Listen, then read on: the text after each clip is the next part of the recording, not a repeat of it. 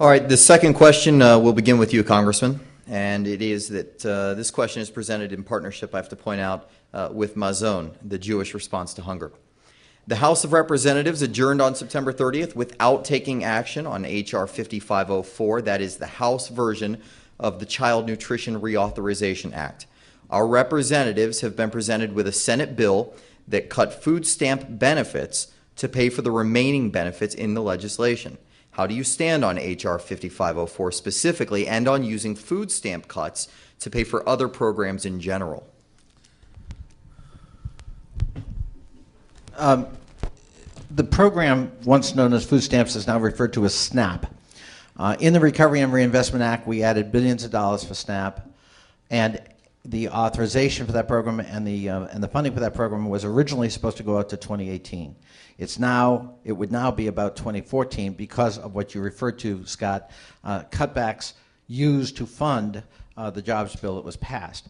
I don't like that mechanism. Right now, as you saw recently, the number of people in poverty increased in the 2007 recession significantly. And that means there are a lot of poor kids and poor working moms who need assistance. And they're the most vulnerable. And so I do not favor any further cuts in the SNAP program, and I think that program needs to be protected. And I certainly will try to do the best I can when we come back in November 15th.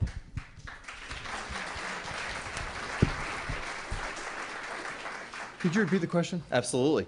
The House version of the Child Nutrition Reauthorization Act is what we were talking about, and representatives have been presented with a Senate bill that cut food stamp benefits to pay for the remaining benefits in the legislation. So the question is, how do you stand on H.R. 5504 specifically and on using food stamp cuts to pay for other programs? Well, folks, this begins the real questions that we are going to have to ask ourselves and answer about where our money goes. The fact is, there is not an unlimited amount of money out there, and we've been spending as though that's the case. Now, I mention this because it's not even that we're spending our money any longer. We're not even spending our children's money. We're reaching 2 generations in the future, borrowing money that our grandchildren are going to have to pay back. The question is, where do we put the money?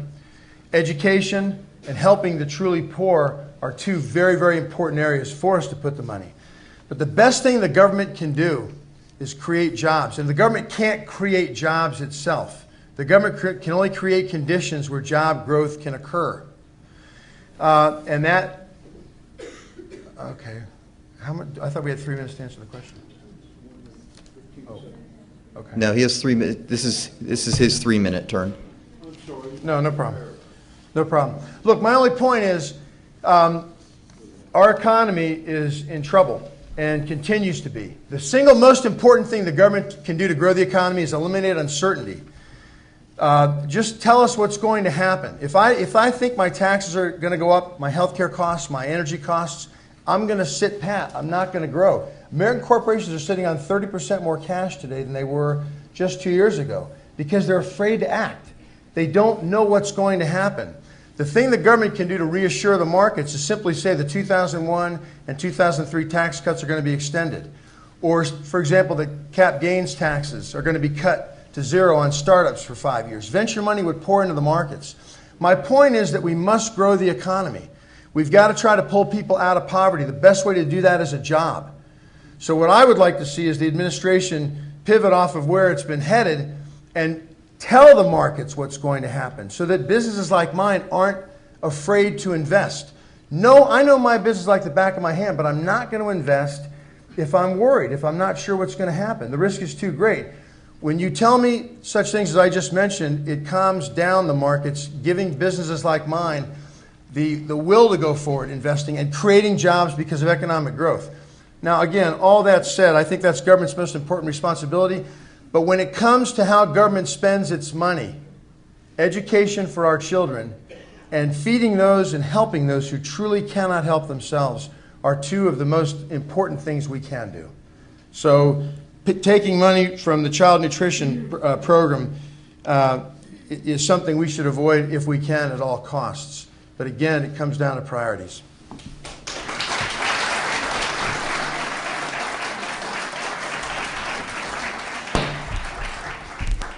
Well, I mean, we can all speak in generalities. Who doesn't want certainty and predictability? I want the certainty and predictability of winning re-election November 2nd. But, you know, and so certainly I'm all for certainty and predictability for the business community, but a mother wanting to feed her kids wants the certainty and predictability that that food will be on the table. Now, you know, it's a question of values. The fiscal 2010 appropriations bill provided $58 billion for this program. Most of the Republicans in Congress and the House voted against that. That's a value. That's a statement. But I think that when you're looking at, you know, the incredible increase in poverty that occurred in the Bush years with the '07 recession, those people deserve some predictability and certainty too. And I supported that appropriation and will continue to do so. Is it a 1 minute rebuttal now?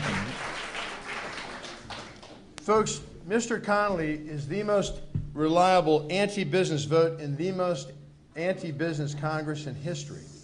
Look at what he's done. Listen, I'm very serious. Just take a look at what he's done and realize the impact that has on small business. I own a small business.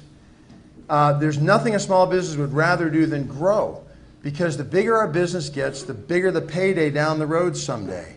So we're all incented to make the business be larger and therefore a little more profitable so that when we sell it. But you've got to have a vibrant economy to pay for all the things we're now obligated to pay for. There are many, many things that are going to have to be cut. Who knows what they are? I'm not even sure. I'm not in Congress yet. But all I can tell you is it's becoming more and more difficult because of the way we're spending, the $3 trillion that Mr. Connolly's voted for. It narrows the options that are available to us today. 40% of the current budget is borrowed money. It's like us going out broke on the 20th of the month on our credit card to Morton's. It just doesn't make sense.